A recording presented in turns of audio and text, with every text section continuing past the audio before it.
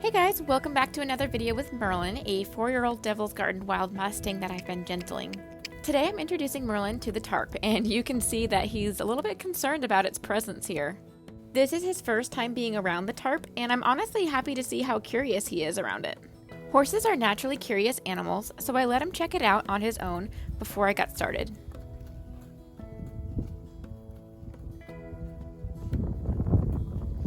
Once he checked it out on his own, I grabbed my lead line to get started.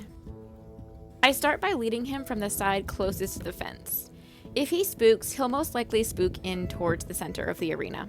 I'm very light with my hands, and I'm not putting any pressure on the rope as we approach. You'll notice that Merlin stopped moving forward, and I let him do so. He wasn't being a bad horse, he was just studying the tarp.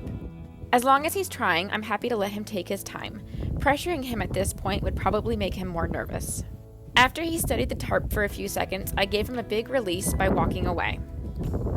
That first experience approaching the tarp boosted his confidence a little bit, and the second time we approached it, he went a little bit closer.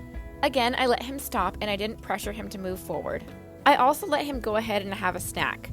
I don't always allow grazing during training sessions, but in the case where he's approaching something that's scary, if he feels comfortable eating around it, then that's fine. You'll notice that I just used my arm as a block. Because the tarp was on the other side and the wind was blowing and the weeds were moving, there was a chance that he could spook towards me, so I wanted to make sure that I was holding my personal space. On our third approach, I again let him stop when he felt like he had to. He was a little closer than the last time. This time around, he was more interested in my new pair of gloves. The next approach, he got even closer, and this time I was able to take my first step onto the tarp. Again, notice that I'm not pressuring him past his comfort zone.